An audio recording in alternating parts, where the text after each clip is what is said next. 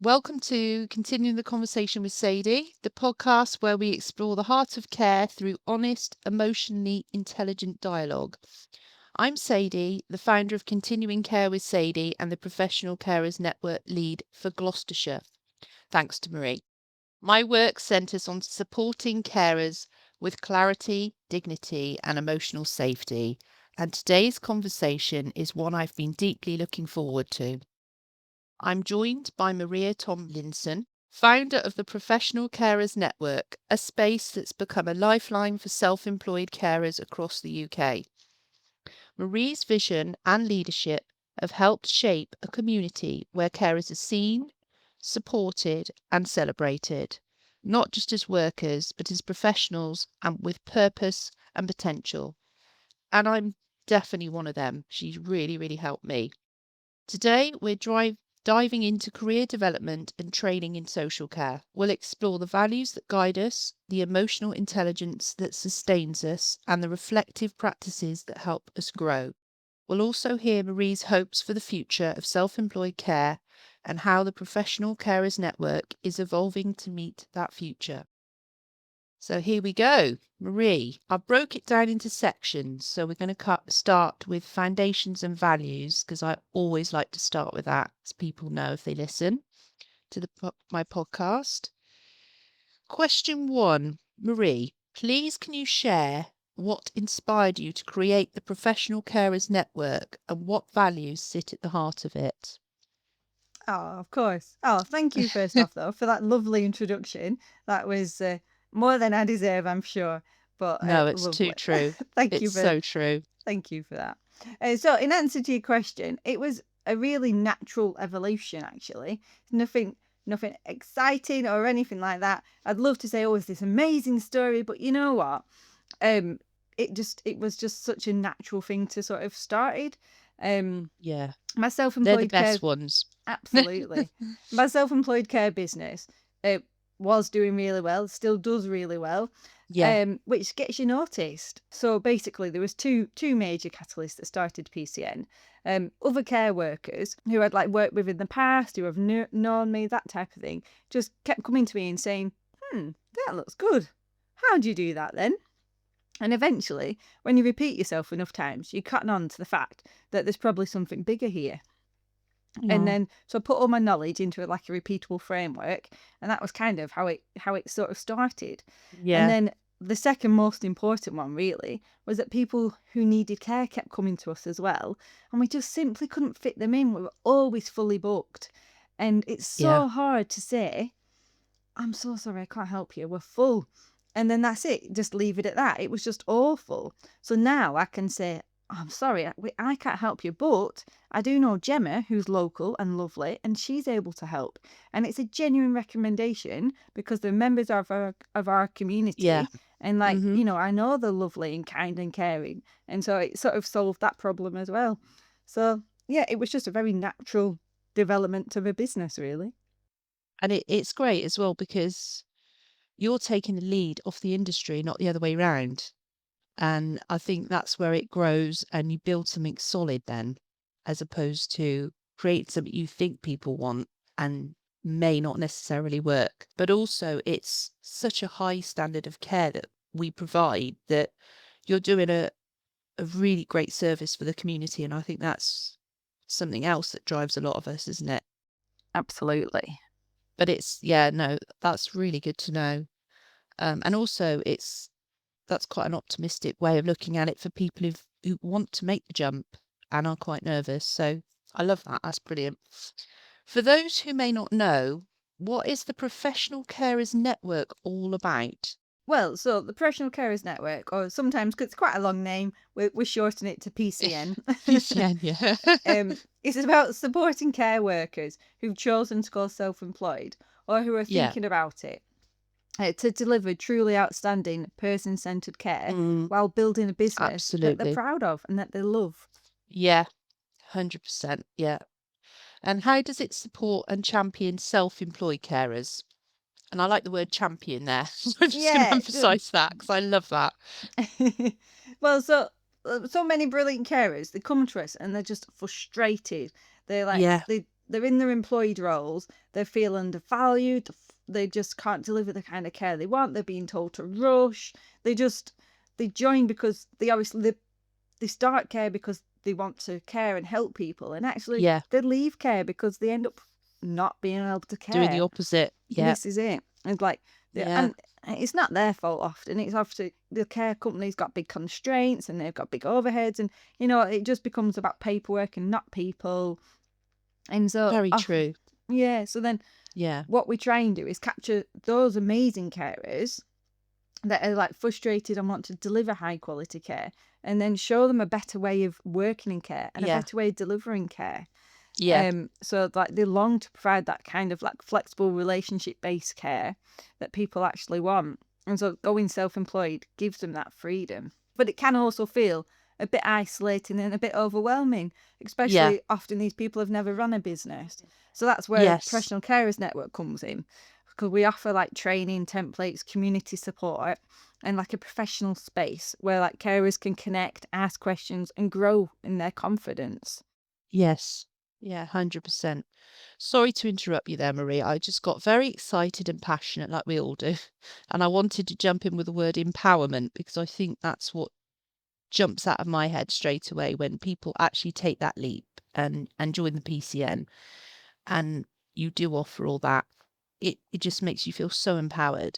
And there's days now when I'm driving and I'm in between calls and I'm singing, I'm smiling. I've never felt so happy. I really haven't. And I think that's, for me, I just want to get that across to anyone who's thinking about doing it, because it really does change your life. And I do agree. And I think, but to get to that level of empowerment to start with, Yeah. you need that Yeah. reassurance first. And I Yes. think Yeah. that's where the Professional Carers Network comes in really well, is to build that reassurance and that confidence. 100%. And yeah, I'm glad you got that in because I was about to cut you up and I thought, oh no, that's really important too. But you just get so excited about everything. It's mad. It's lovely. Well, that's Um, it. Well, like yesterday, I had like two different carers. They both got in contact for different situations, and they just weren't too sure about the situation they found themselves in, and they just needed that second opinion. That like yeah. they often already know the answers anyway, but sometimes just having Yeah. that someone to voice to that actually does the job, that actually really understands it. And in their words, it was like, oh, it's great to have that reassurance, and that's Yeah. really what it's all about. Is having that sense of someone in your corner. Yeah, absolutely. And why is registration such an important and reassuring step? So if we can talk a little bit about what you offer as well as the emotional reassurance and support. It is the reassurance thing that's really important. Like we do offer all the other stuff as well, like how to get an enhanced DBS and Yeah, complimentary that's it. insurance and training and all those sort of practical things, and like contracts for templates and all that type of Mm, thing. But that's kind of like the stuff, and actually people might join for the stuff, but they stay for the reassurance and that yeah. support. Really, it's about that sense of belonging. But also, it's nice to know about this stuff because I know if I go to see a client and I do a consultation, I always say, look, please look at my ID badge, please look at my insurance, because if you don't have me, I want you to check these things with other people because you're having somebody in your house that you don't know. So I think that's a professional edge to it, and a lot of people don't always realise that you provide all that as well. Yeah, and I think it's it gives families that reassurance that those carers have gone above and beyond what they have to do, and they've Yeah, joined this organization that supports them, trains them, and like it sort of helps them with that credibility as well. Definitely. absolutely. Yes, absolutely. What does career development mean to you in the context of care, especially for those working independently? Alison, now I love this. So this is one of the joys of self-employedness. Here we So go. Get ready, people. oh yeah, well, you can do lots of different directions if you want. So you can fully Yeah, focus on being the best carer around and building amazing relationships with the people you support. And you can absolutely leave it at that, like if you like that is a career worthwhile enough. yeah, Or if you did want to take things like further, you can like specialize in different care areas, such as like end of life, or become an yeah. expert in dementia and like be that go-to person in that area. I was talking to Skills to Care yesterday, and we're on about delegated healthcare activities. So for example, I have a lady, we give insulin and we do bladder washouts for someone with a catheter, and they're all like additional skills we've built along the way. And so Right. things like that make you feel really, really empowered, because you're delivering a really good next level service. And it's just a service that most carers Yeah. don't get the opportunity to do. But once you build that relationship and you get that training and things, you can absolutely deliver like really high quality services. I just want to clarify quickly, please don't lose that train of thought, 'cause it's brilliant. When it comes to bladder washouts and nursing responsibilities, can we just make that clear that we have to be trained and signed off by a nurse for that? You can't Yeah, just so go that, in and, yeah, yes, thank that's you. what a delegated activity is. So Yeah, no, just explaining, because some of our listeners might not be in care and might not understand, and I don't want to get the lines blurred. oh yeah, so because we work really like holistically with like all like our Yeah, district nurses and things like that, and they know that we do a really good high level of care. yes, They know we're trustworthy, reliable, yeah, very like conscientious. So we'll sort of eventually have that conversation of, well, actually, well, it's normally them that have the conversation with us because with they're trying to us, lessen yeah, their workload. exactly, yeah, I do Why get don't that, you take yeah, this on? So then we'll do the training with them, get signed off, and then we do yeah. that. So that's, So yeah, sorry but to it's, break your thought process. no, you're fine. You're I thought completely it was fine. really important to get that out It there, is. because that's why I We don't joined. want loads of rogue people stabbing people with No, insulin. I agree. we have to work within our role unless we're trained, and that's what you're about, and that's why I joined you, for that, you know, regulation of what we're doing. We're not just out there gun ho. We are professionals. Absolutely, absolutely. But then, so going back to other like career development Yeah, options, sorry like, about so that. Yeah, no, you're fine, you're fine. No, you're completely right to get that on board. But I was going to say, like, we have like other members that have like started like community support groups, or they've like deliver activity sessions in care homes. Like, there's yeah, lots of strings to your bow. Like, we have people with therapy dogs. I had a little bash yes. at therapy ponies this year, if you remember. Yeah, It I turns do out I didn't remember. like it. Cleaning up the But horse poo. that was it, Yes, I yeah. remember. That was funny. We But could anyway, have but a my point is, you get to try these things because you're self-employed and you can do what lights you up more. Yes, You haven't yes. got a So boss I'm telling you, so with you on that. oh, there's not funding for that. Yeah, yeah, It's really sort of good. But and then, as you know, even in Professional Carers Network, we have options for people to become regional leads if they want to become a regional lead, because we believe like in the power of localized support knowledge. yeah. And so That's my like, passion. Community. I absolutely. love community. And that Yeah, works better if we've got more local knowledge. And so there's lots of different areas you can go into if you want. But equally, if you don't want, and you just want to focus on having that really nice relationship with Julie that, is 90, and that's also amazing as well, because that's I do really quite enjoy nice. that as well. Absolutely, I do as well. So it's both. It's having that nice sort of It options. keeps you on your toes, doesn't it? It makes Yeah. you more professional as well, because you've always got to keep coming up with ideas. I love it. Yeah, absolutely brilliant. I love that. How do you think the sector's perception of carers has shifted in the recent years, and what still needs to change? Now, I love this question because since I've been PCN lead, I've noticed a real shift in what we're doing.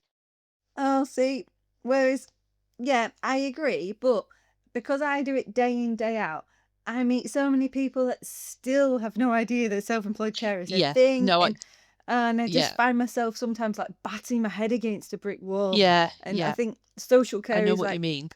so slow to change. But the other thing I do think that like we need to consider is that the baby boomer generation, they're now all needing care. So actually what we're finding is Good people point. have, well, it is a thing. Brilliant And point. and I was they're thinking all this the other paying, so day. they're going to pay for their care, aren't they? And rightly Yes, so. They're yes. expecting a good service and good value for their Oh, money. And traditional care options just don't deliver it. this And is we all brilliant. heard the horror stories. Yeah, Last, yes. Oh, Maria, I was last, talking exactly like this the other day. It's like you're my twin sister. Oh my God, I'm so on board with what you're saying. well, it's true, and it's Sorry. like last week. It's so true. Last week, one of a daughter of a couple that we look after, she texts me thank you in all capitals, And anyway, it turned out she'd been talking to a friend whose dad has daily care as well. And she was complaining, it was like from a traditional care company. She was complaining about how poor the care was and how Yeah. much stress it was causing him and it just wasn't Different carers, working. different Yeah, times. Yeah. this is it. And like, that's just not the experience of this daughter's experience of care. And it just made her feel mega grateful that, she had us delivering the care, which sounds big-headed, but you know what? We do It's not. deliver really good care. Yeah. And her parents are actually a bit funky as well. And so they're not the easiest to work with, but you've kind of just got to understand that that's their relationship and it's sort of rolling with that, which is fine. But like most, if you had loads of different people going in, they just wouldn't get to know them enough to be able to have that relationship. Yeah. And so, And yeah. the one thing where you just said about lots of people going in, I found when I have clients with dementia, and the whole dementia thing is getting worse. I mean, there's no way of fluffing that up. We need care now for that, and we need care now, full stop. If you have consistency like you do with professional carers, some people don't even know they've got dementia because you've got such a good routine. They're like, what? And that is the power of continuity. And it's even been documented in medical papers, and yet they don't provide it. And I know big care companies can't because they've got to cover holidays. And I know the really good care companies will try their best and have little teams, and it does work. It works a lot better. But we really need to look into that. And even something somebody said the other day to me, which I did used to provide even when I was employed with my last company. So they were pretty good at that, to be fair. If somebody went into hospital, we would still continue the care in hospital within that paid slot. And I think that's something that needs to be looked at as well, because people with dementia just cannot be in hospital without a carer, without one-on-one care.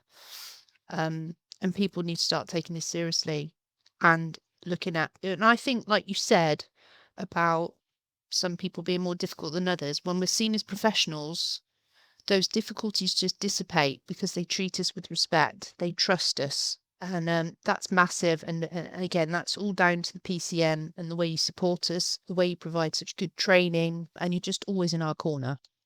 Well, yeah, and it's not all down to PCN. Like, you are all amazing carers. Like, you've got it in you. You want to deliver that amazing care. Like, we're just there in your corner to help you. Like, without yous, like, it wouldn't work. Like, you've got to have that kind-hearted soul to start with. But with support, it's anything in life, you've got to have that support, haven't you? It's just gold dust. How do you think the sector's perception of carers has shifted in the recent years, and what still needs to change? Ultimately, it comes down to the professionalism, doesn't it? So unfortunately, carers are still seen as, even my own mum actually said it the other day. I had a day off with the boys. The boys were being horrible. Just how children are sometimes. And so I complained Oh, to her. yes. I says, "Oh, I've not had a great day really." But it was my day off. And she said, "Well, better than wiping bums, isn't it?" And Oh, I that one. was, oh, and I was just like, "Oh, mum." I was like, "I don't like bums." And like, "Oh, no, I know that." But she said it, like, and that is what people think carers do, the wipe bums. And like, I was, I was a little heartbroken, obviously. But like, that's the perception. And that's just not what we do. And you know what? Yeah, I do that sometimes, but not often, actually. And Yeah. even if I do so, how amazing is it that someone trusts me enough to help with their most intimate, personal things ever? Like, I don't, and so, like, that needs to change. They need to see care as Yeah. important, because it is important. Like we're going back to continuity. Like, if you sort of see people all the time and you can pick up on those little health changes and things, you can Yeah. stop urine infections, you can stop hospital admissions, you can stop falls, you actually Yeah. build someone's life, you make it better, you improve the quality of life. Well, how many jobs can you say that genuinely you help improve someone's quality of life, and not via paperwork or policies or ifs and buts, but actual practical things, making sure Yeah. they've got a good diet, making sure they're taking the tablets, making sure they're going out to see their friends, making sure they're talking to someone. Like, it's Yeah. genuinely a really nice job. But I think Like you until said, people sort of, holistic. that's it. But I think until people sort of stop thinking about carers just wiping bums just a carer, I don't think, I think we will always struggle. I think it takes for us carers to be empowered and actually just let those comments like Fly fall over. away, fly off Yeah. See the bigger picture. yeah, Yeah, definitely. absolutely. And when you What get role do... Sorry, go on. no, I was just gonna say, when you get feedback from like your clients' families and your clients, and like, it's lovely. Like, I walk through the door and like the light, the face lights up. Yeah. Like, it's a genuine like Thank smile, and God you're it's here. Yeah. yeah, yeah. We can Anyway, get on with our life now. yeah. Yeah, absolutely. Sorry to interrupt. No, you're fine. So. What role do community and peer support play in helping carers feel confident about their career path? So a massive role would be the truth to that. So we work very much from a community over competition standpoint, and we've worked really hard to encourage that thinking, because actually sometimes that type of thinking doesn't come naturally to people. And so we help each other out. We share work, we share what's working and what's not working, and we learn, and like, we be inspired by each other. And like, the demand for care is massive and is only It ever is. growing. Yeah, So there's it is growing. absolutely no worry, no need to ever worry about not having enough work. Like, it is out there. All you need is just to build that reputation of being a good carer, and it literally just flows your way. Yeah, And so having that community around you to help with that workflow and help, like, it's not just, it's like knowing the little things, like Domino's at church at 3 o'clock on a Friday is a really nice group, but actually the one on Thursday at the Civic is a bit clicky, so we don't go to that one. yeah, And it's that yeah, it's like that level of like community support as well. It's that sort of knowing what's about, and like, that's what makes people's lives better. And then by going to things like that as well, it builds your reputation, and it shows that people are having a nice care time, and it's yeah, just like, it's massive. Like, the more you can get engaged with like support, like community support, peer totally. helping Yeah. people out, it Well, you comes know, I'm back. big on that myself. So yeah, Yeah, it does. It's yeah, because I've got my kindness corners and they're just growing so much. They're just, and I've got two on the go. I can't take on anymore because obviously I'm like you. I've got private clients I'm doing, and I've actually through the PCN got to know people who are members of the PCN in my area, and I'm actually going to see if they want to run ones because I'm trying to set it up in different villages so people can get out of their front door and get to them because it's community and it's just working really, really well. 'Cause it's just as, and actually now I'm organising Christmas parties and but yeah, it that is the heart of it all for me is getting people together, and it's not all about business, it's about reducing loneliness and isolation, which is another big problem we've got now, and it's a generational thing as you so brilliantly brought up. We've really covered that really well, foundations and values. We'll move on to emotional intelligence in growth. And I think this is really important, actually. And I think this is where people don't realize what we actually navigate people through some big changes in their life. And it's about understanding the emotions behind it. So the first question I was going to ask was emotional intelligence is often talked about in leadership, but how does it show up in everyday care work? So emotional intelligence is absolutely the heart of good care, isn't it? So like, when people talk about it in leadership, they're talking about managing teams and people, but in care, it's about those moments, those little moments. Like, every day we walk into someone's home and we've got to meet them where they're at, especially if they have dementia. And it's about Very working out true. if they're anxious or if they're lonely, or maybe if they're having a great day. And then it just helps us read that room and adjust how we show up then. Like, if they're having a bad day and you're going, oh, like, oh, well, let's do this and that and that, they're not going to want to, are they? But if they're, yeah, so like, it's just sort of working it out where they're up to. We often walk into one family I can think of, and sometimes they've had a bit of a tiff, and you can feel it in the air. And Yeah. it's, And you're there to sort of break the ice. that's it. I think that's our job. Our job is actually to stop them arguing. That's what the role is, which is fine, and it works for a little while. We set the boundaries that, we set the, what do you call it, the where the house feels nice equilibrium again, shall we say? Yes, yeah. And And I then we know. think it teaches you a lot about diplomatic skills, which is Yes. the biggest challenge I find, because the language we use now compared to the boomer generation is very different. So Yeah. I've learned a lot of new words. And a lot of old words as well. I often sort of say, Yes. I'm sorry, what's that? I don't know what that word is. But but I suppose as well, it's like that difference, isn't it, between like just doing a task and making a connection, and like noticing Absolutely. those small changes in Yeah. someone's tone of voice or energy or what they're not saying. It's yeah. Yeah. That's a really good answer. What emotional skills do you think are most important for carers navigating complex relationships with clients, families, or professionals? So this list could be really long, couldn't it? So I did think about this first, and you know what? I've got three. I thought I'll just Go on. say. So my first one Train would be. me. Train me. So I think the biggest one is empathy, but with Yeah. boundaries. So like Yes. being able to like, That's a good one. well, yeah, this is it. So being able to like genuinely connect with someone, like care deeply, but still stay professional. It's And such a protect fine yourself. balance, and It's hard. it takes some It real is a emotional skill. skill to get that sort of relationship right. If you go towards too friendly, then it slips into like iffy worlds, and if you go towards too professional, you're not friendly enough. And it's getting that balance is really important. 100%. So I think that's a massive one. And then the next one's self-awareness as well.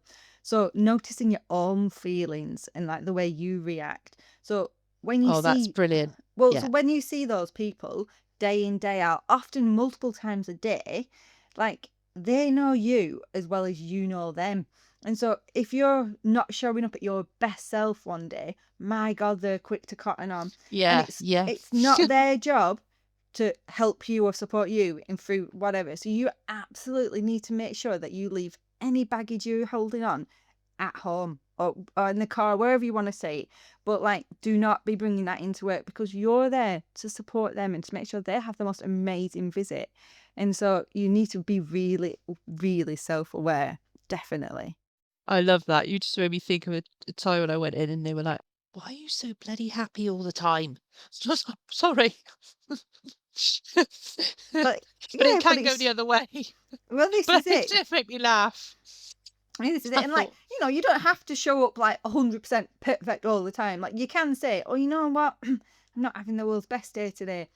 And you can sort of tell them a bit, but you don't want to be taking everything in. Like, you can be a real person, but don't be fully yeah, real, if you know what I that mean. was just a twist on like, I was thinking, actually, it can be quite funny as well. Absolutely. Yeah. But, and then I think No, like, obviously the third one, which I think is like huge, is just listening. So not that just is to words, but brilliant. to like what they're not saying, the tone, the body language, and like some of the best carers I know, they don't rush to fix things. They just listen, but listen Yeah. properly. And realize you cannot fix everything. Well, and You can do sometimes your it's not best. your job to fix things. Sometimes your job is just to listen. I always remember Mm, there was a gentleman I used to support, and he wasn't a man of many words really, but we did talk, and and like he had 5 daughters, and they were all like really lovely and stuff, and but they did talk, but not much. It was very much sort of not superficial, I suppose would be the he'd crack jokes, they laughed, that type of like relationship. And anyway, one day we were talking away, and he mentioned how he wanted this poem that one of his daughters wrote about him to be read at his funeral. He says, that'll do. Yeah, I'll have that. That'll do. Like in his little way. And so I nodded. I was like, got it. And then so many, many years passed. And anyway, I mentioned it to his daughters after he died. And I said, oh, me and your dad talked about this. And he wants that poem that one of you wrote, but he can't remember which one it was. He just knows it was one of you that wrote it at his reading at his funeral. And they were they were so made up, because it's not a conversation they'd had. It's not lots of people don't talk about like funeral plans and things like that Yeah. because they don't want to upset people. And they Yeah. were really, really pleased that he inputted on his like final few wishes, if you will. And it was with me, you know, and he trusted me enough to know that I would pass that information on when time was needed. Yeah. And that was like really special. Yeah. Yeah, it was, 100%. Yeah. And that sounds lovely. and yeah, and Yeah. that was And just listening and partly knowing what wasn't said as well, you know, like it was, yeah. So yeah, yeah. Yeah. That's really good. I love those three. So empathy, self-awareness, and listening. listening were the Yeah. three that I think really clarifies that really well. Because I was just thinking of everything. And so I'm really grateful for that myself. Well, I made myself Hi. stick to 3. I thought, no. No, I love that. The clarification is perfect. How can training and development support carers in building emotional resilience, especially when working independently? So I think for like self-employed carers, this is like a really important point. So because you don't have a manager or like a team to check in with, like training and development does become like vital for emotional like resilience.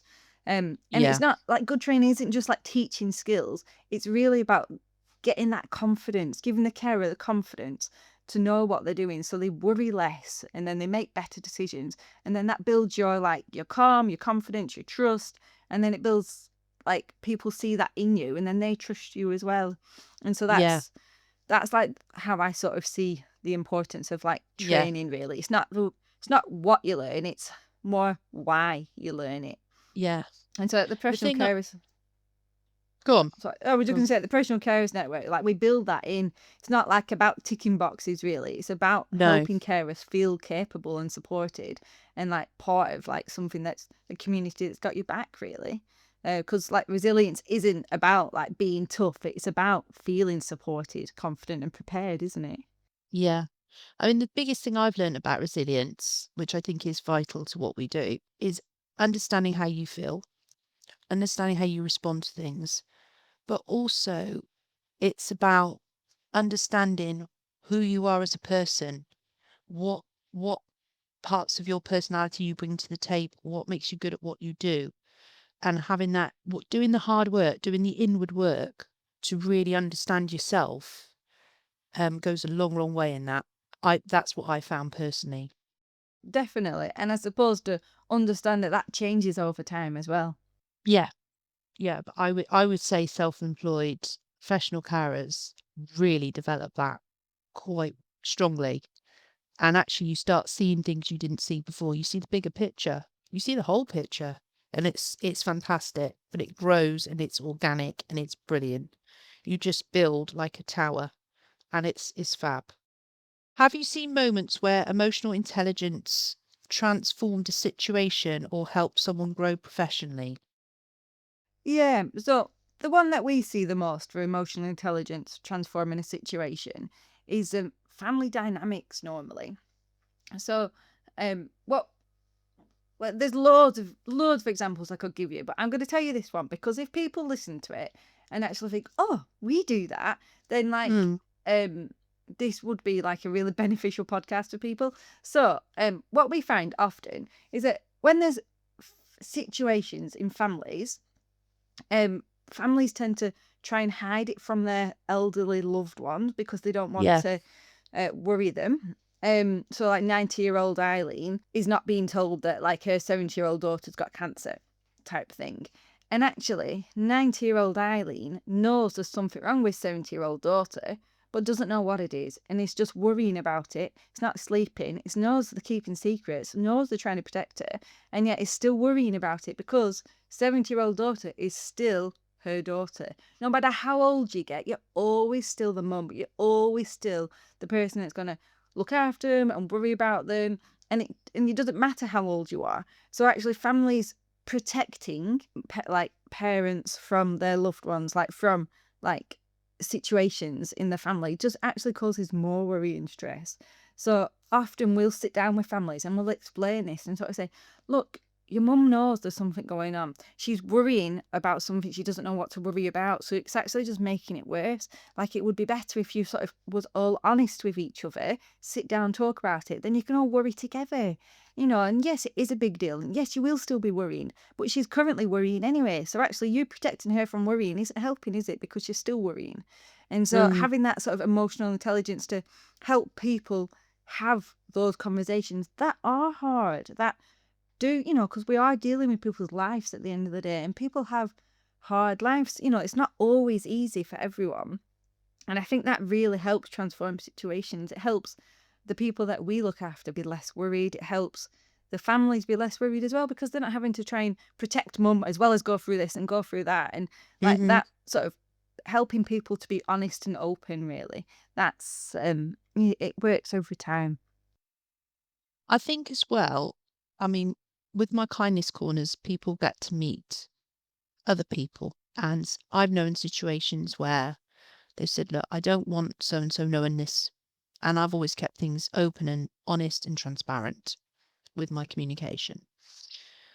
But I also have to respect if my client says, I don't want my daughter knowing this or my son knowing this, I have to respect that. I can't break the trust.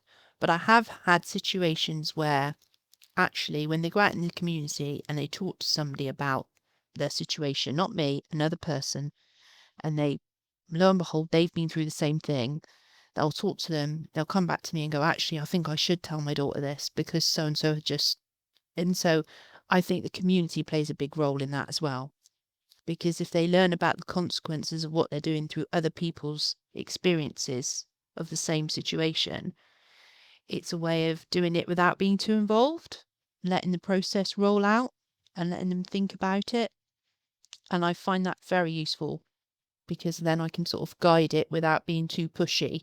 Yeah, well, sometimes it's just about being that sounding board, isn't it? For someone to Yeah. sort of say to you, like they often don't have friends really, or sometimes they only have a couple of friends because often all the Mm, friends have died, and you're that exactly. person to like. You can't always talk to your family about everything. Like sometimes it's about them, isn't it? And sometimes Yes. having that Yeah. person to soundboard off, like, oh, Yeah. actually, it helps them. Uh, Come to Process conclusions it. yeah, exactly, Yeah. very much Uh, similar to what I do with our professional carer network members, in fairness. Like when they come and ask me for advice, I never really give any advice, in truth. I'll sit and listen, and we'll sort of like, I might prompt the odd sort of response and stuff, and they work it out themselves as to, well, actually, yeah, that makes sense. Now I've said it out loud. Now you've put it like that. I was like, well, yeah. I've only repeated what you've told me, really. Like it's Yeah. um it's just helping Absolutely. people sort of process sometimes, definitely. So the next section is going to be about reflective career development and training. So the first question with that is, what does reflective practice mean to you, Marie, and how can it support career development for carers? Oh, so I would love to say, oh, I love reflective practice and I'm a journaler and it's so therapeutic and it's so amazing. But you know what? I'm not a journaler. I can't do it. I'll go for a fad. I'll try it. I'll try this. I'll try meditation. I try all these sort of things. And you know what? None of it sticks. None of it works. It's just an additional thing. So for me, reflective practice is just simply pausing long enough to just learn from what's just happened. Yeah. So in care, we're so busy moving from one person to the next, it's easy to miss those little moments that actually teach us the most. So if things went well, or if things felt uncomfortable, like why? Why did that happen? Like, well, what went wrong there? Like, oh, well, why did that work really well? And just pausing, taking a moment and just thinking, I'll do that again. That worked really well. And so that's sort of how I would sort of go about reflective practice. Yeah. And something else, as you were talking, I was just thinking, one thing I think a lot of us are really bad at, not just carers in life, is if something goes really well, we don't celebrate. We just move on. And actually, we should all do that. We should all take the time to go out with friends and go, actually, I've just done this and I didn't know it was going to work. I was throwing mud at a wall. It stuck. I love it. Go celebrate. And we're not good at that. No, we're not, and I think that's partly because we're English. So like I think English are very, very modest, aren't they? They're not great, but we should absolutely take inspiration from the Americans, really, because they're amazing at shouting out what they're doing well and what they're, like they celebrate every little milestone, don't they? And it's sort of, we should sort of, I agree, we should absolutely focus on what we do well as well. Yeah. Definitely. Yeah. No, that's great. And you led me into that. So again, brilliant. Thank you. What kinds of training or learning opportunities do you think are most impactful for self-employed carers? Practical. I am just a practical person, really. So, Our job's anything, practical, absolutely. So anything you that's know, practical, relevant, confidence building, basically. So like you don't want to sit through loads of generic PowerPoints and learn about the theories and it's not um relevant. no, it's not. It's not. It's actually just hands-on, just doing the job. And sometimes when you're self-employed, the only way to learn a skill is to just jump in Do and it. do it, which is Yeah, actually a bit scary. So hence it again, is. Professional Carers Network, we've got your back, we've got your corner, we can prep you a little bit by all means, but sometimes you just need to jump in. Like I was talking to a member the other day and she said, "Oh, well, I've got this job that's come up, but I've never worked with someone with bipolar. Not sure I could do it. I'm not like I don't know if I've got like the skills." And then so I told her like the bit of knowledge I know from working with people with bipolar, and I says, "But you're all right. You've got the skills. Like it's just a person. It doesn't matter what the diagnosis is, really. Like it's you know what the needs are. You know you're going Yeah, to build that relationship, and you'll work it yeah. out from there. Like you absolutely can do this." And then so she texted me a few weeks later saying, "That's an amazing job. I love it. She's amazing to work with." And I said, "I knew you'd be able to do it. Like it's not a." And yeah, we do have some training on bipolar, and you can absolutely access it and like have the like that little bit of knowledge really helps as well. But what actually helps is having that confidence to just jump in and learn as you go, because that's what everyone does. Like no matter what industry you're in, you just learn as you go. And if you're Yeah. not doing, then you're not growing, are you? It's just a nice way of growing, really. I But think that's a great answer, especially as you're the training development person to go to. And also it's so refreshing to hear that because you do the job, you understand the job, as in somebody who doesn't do the job might see it as, an advantage to make money from a business that just sends people to university. They come out and they still have no clue what they want to do, because not every job needs you to go into university or have a degree or do online learning. You need to be out there doing it, and it's a vocation like nursing, and that's a really important point. And we need to get back to that. What you want to do is every lane is different, and you've got to find your lane. absolutely. And I think with like being the self-employed element as well, what's equally important is the business skills that you learn.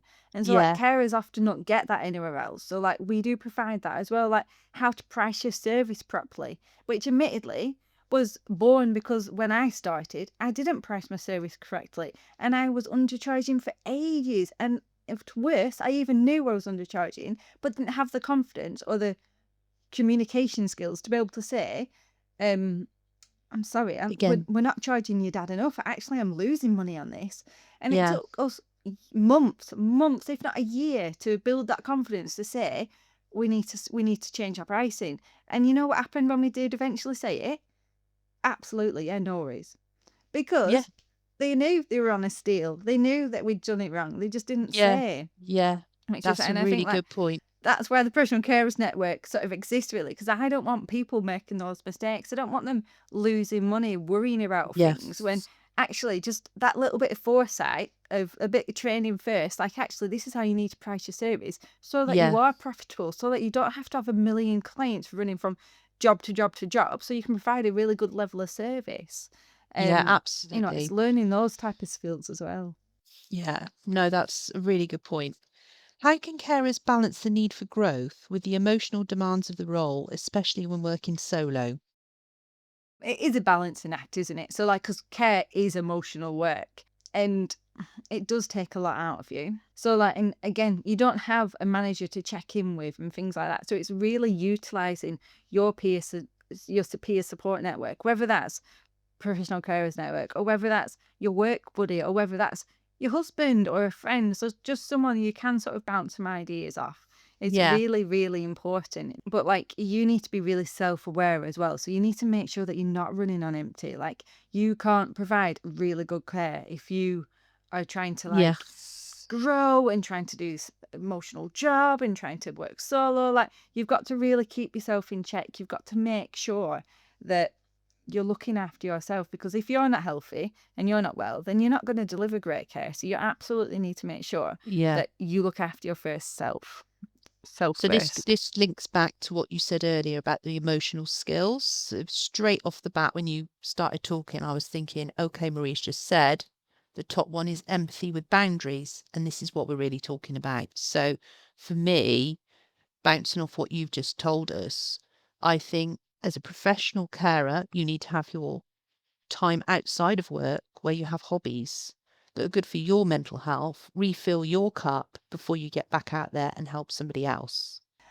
And I know Absolutely. you've got your own, was it Yeah, interests? I have quite a lot of interests to my husband's horror, but it doesn't have to be like it doesn't have to be major interest, if you know what I mean. Like, I love horses, always loved horses. Yeah, Have I worked hard when I was little, and I bought my own horse, and I've had one ever since. Like, it's something that I'm really proud of, and it's something I really enjoy.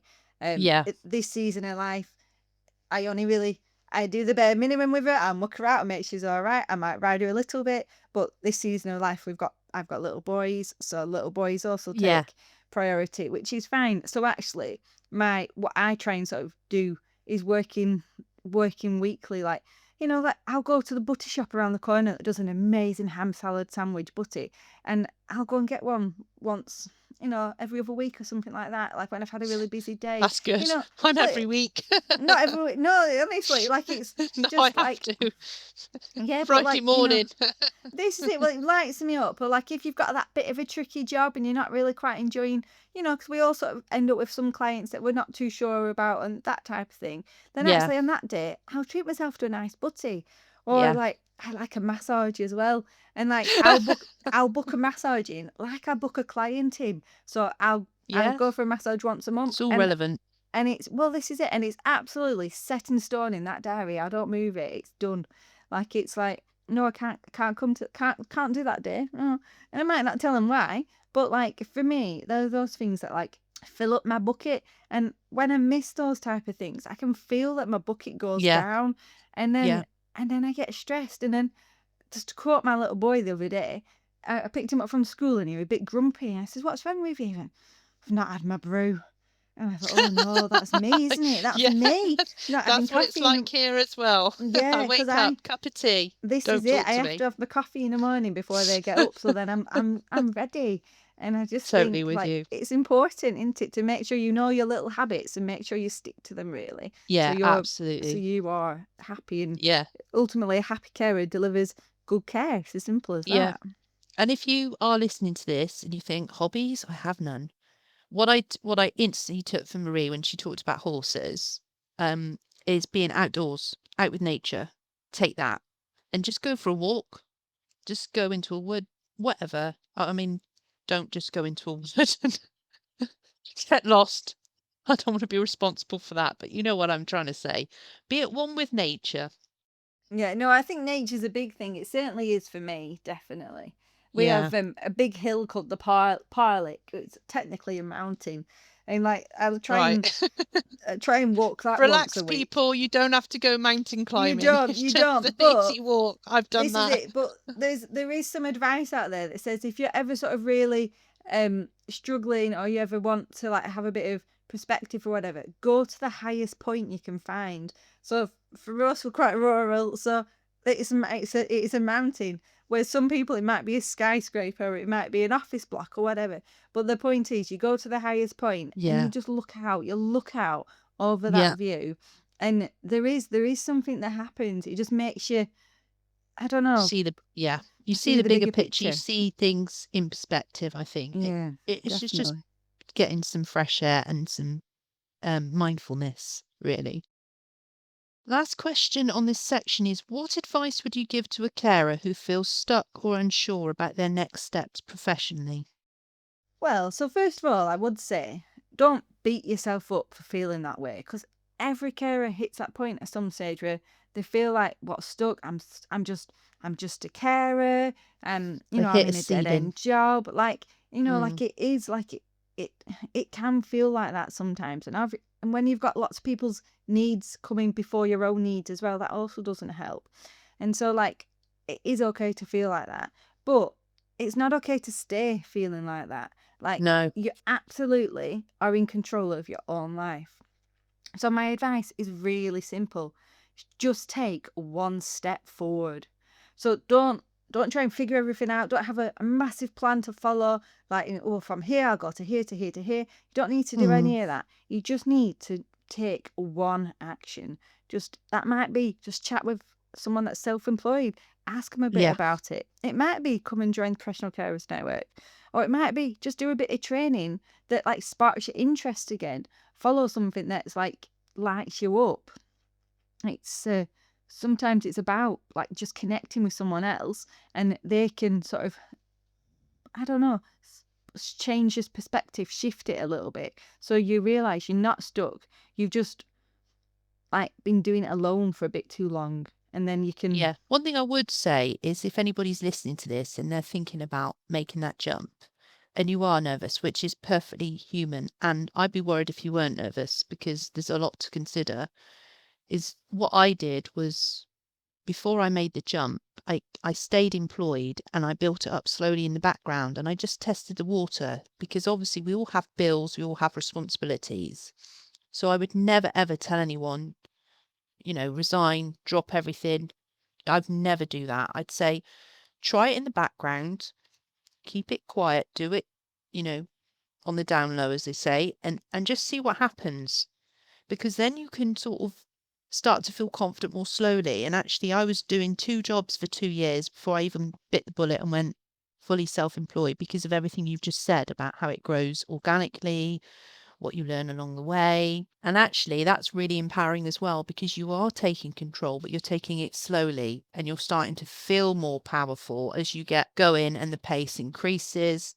The pace is beautiful because it's slow, so you can make the right decisions. You're not rushed. It's all in your hands. And so I just want to get that across because I don't want anyone to listen to this and think, oh wow, I'm gonna do it. And then turn around and go, "Oh, no, it didn't work," and drop this and I've dropped that. You don't have to do it like that. You can build it slowly and you can do it alongside what you're already doing. Yes, it is hard work, but obviously you start with one, you build it up, you can reduce the hours in the other job.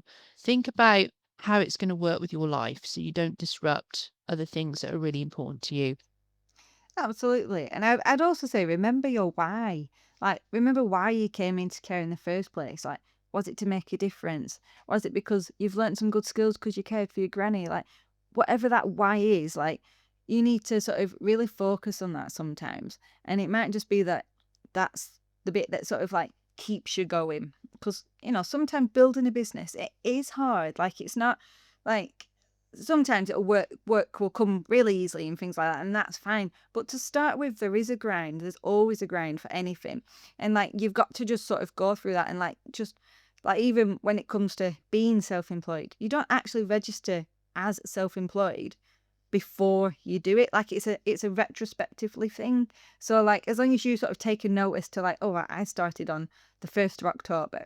Well, you don't actually need to tell HMRC for like there's a very technical time, but wait until you know that you're going to do it. So like you could do it 6 months after if you wanted, as long as you tell them the right date.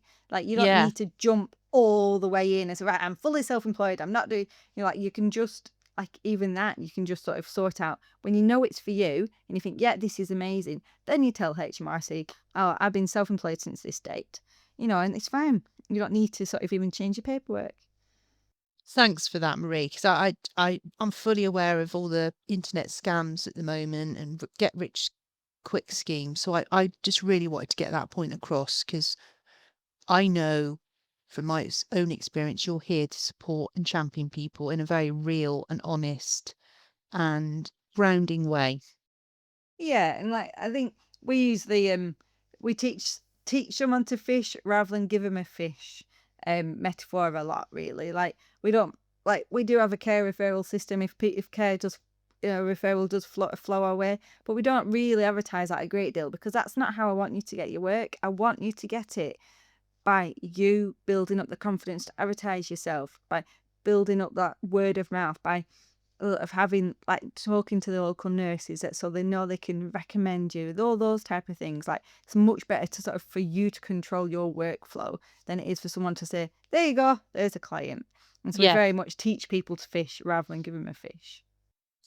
yeah. Thank you for that. That's really good. I was just going to say, if we go on to your vision for the future, I'd be really interested to know what your vision is for the future of the Professional Carers Network over the next 10 years, and what kind of growth or change would you love to see?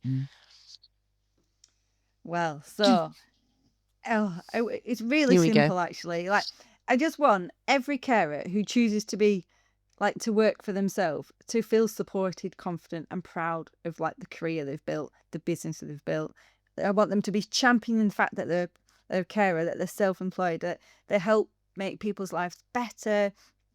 And so it would be lovely to have thousands of professional carer network members all across the UK, all working together, all cheering each other on, all sharing work, all, like, that would be great. And then, but not just that, I want people to know that that is a model of care that people can choose. That I want people to, like, Doris that's down the road, I want her to know that she doesn't have to have a million different carers coming through her door when she needs care, Yeah, or that she has to go to the care home and she really doesn't want to go in the care home that's a bit stinky and smelly. She can actually have Maria that just lives just up the road, that will yeah, pop in and check she's all right and do her medication and take her shopping. And I want yeah, them to know that that is, we often call it the third model of care, yeah. because We are a credible, viable option. that's it. And Yeah, if I could make it just a standard, like, oh, well, I need care. Oh, so what are my options? A care agency, a care home, a self-employed carer. Like, if we could have us as, like, the third option, ideally number one option, but, it doesn't, I'm not even going to aim for number one. You know what? I'd be all right with third. If people just yeah, knew that we were an option, and that actually these incredible professional care network members also, they've got the training, the support, the yeah. ability to deliver that outstanding care that you deserve, that you are entitled to, that you absolutely should assume that everyone gets anyway. Like, how amazing would that be? Very true. And going back, I mean, I think this loops back to something you said earlier about championing self-employed carers on the Professional Carer Network board. It's that emotional intelligence, it's that confidence, it's also the way that you've grown the network. So it's getting it out there. So you appointed me as PCN lead for Gloucestershire, but you've got leads for Devon. You've grown it in other areas in the UK. And so that helps get it out there, because we're all promoting it as well, because we love it too and we need it too. It's bridging that gap between us and the NHS and adult social services.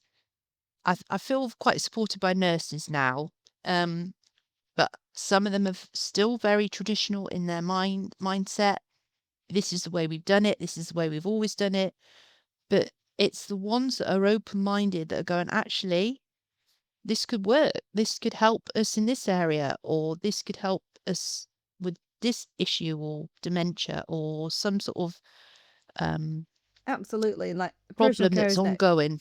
Yeah, like, the personal care is network does a lot of that sort of background building, of, like, building partnerships with councils and regulators and Yeah, family. Like, we're building that as over the years as we grow, and we're sort of getting more and more people involved. I find the professionals that are open to it are the ones that have got personal care experience. So, like, whether that is, like, granny's had care, or mum and dad's had care, yeah, um or whatever it is, like, they can see it practically. I find the people that aren't that open to it are just simply the desk jockeys, the ones that do write the policies but don't actually do the work, and it's those correct. people that I Yeah, find really hard to deal with. yeah. And the thing is, you look at them and you think, okay, I'll come back to you when you need care and you can't get anything in your local area because the agency's fully booked. And then we'll see how you're going to talk to us then, shall we? Because it will be me that you need through your door.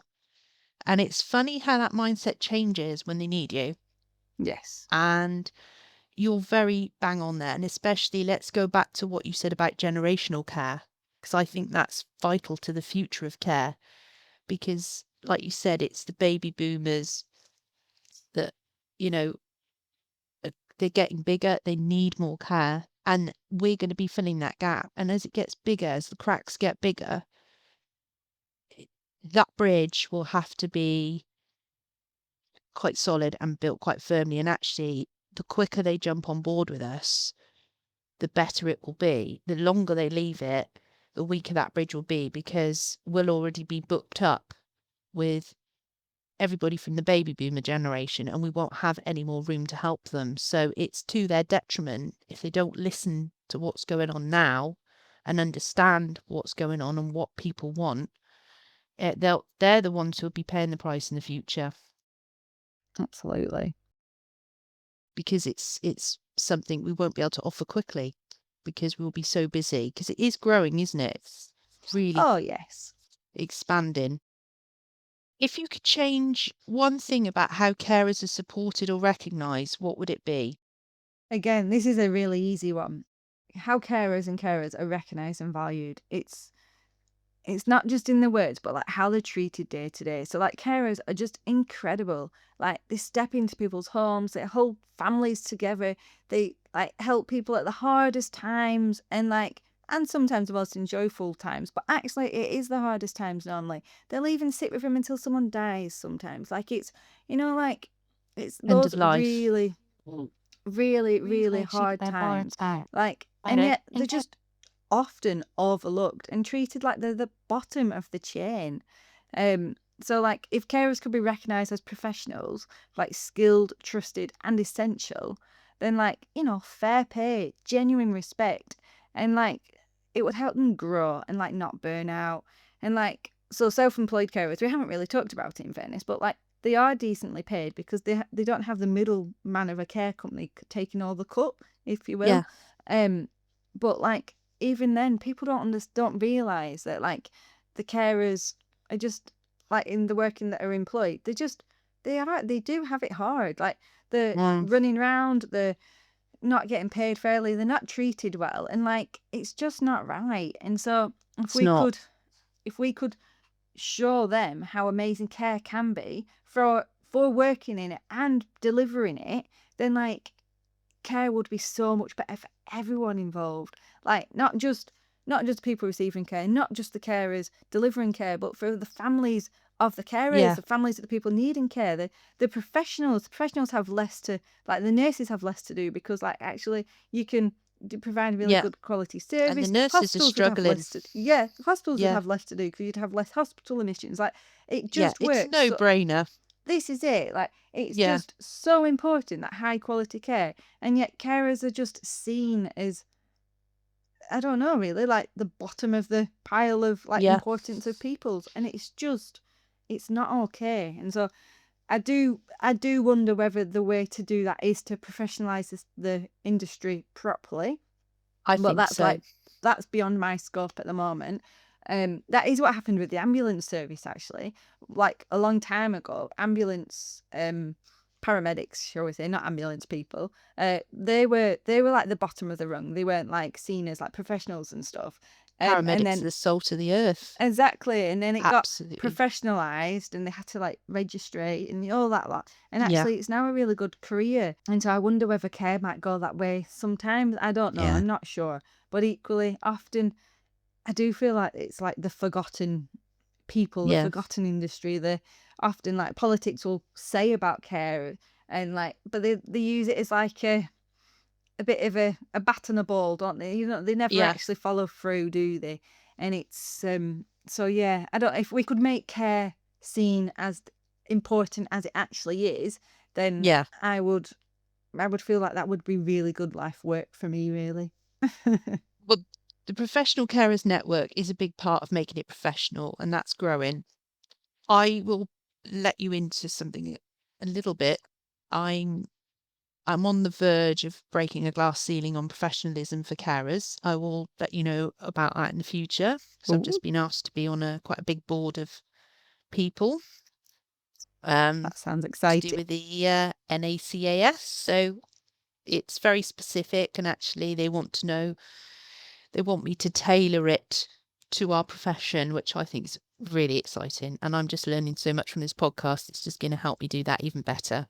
So that's a big thing going on in the background at the moment. So fingers crossed, and with Marie. So if you are a listener and you are thinking about doing this, there's lots of exciting things coming up in the next couple of years. And it doesn't get more real than listening to Marie talk as well, because this lady is about 10 years ahead of the rest of us when it comes to vision, business. So I hope you have took something away from what's been said today, because I certainly have.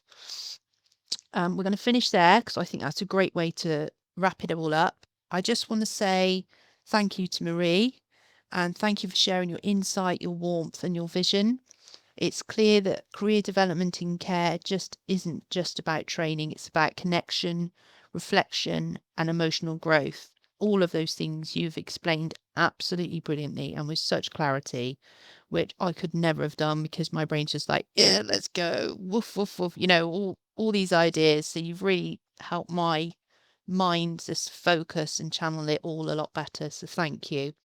To our listeners, whether you're just starting out or years into your journey, you're already established, I hope this conversation reminds you that your work matters, your growth is valid, and you're not alone. You can find Marie and the Professional Carers Network on Facebook. I have put the links in the description box, and I'll link resources in the show notes later on. If you'd like to connect with me or learn more about continuing care with Sadie, you're always welcome. Until next time, keep reflecting, keep growing, and keep caring. Take care of yourself, each other, and remember, reflection is not a luxury, it's a lifeline.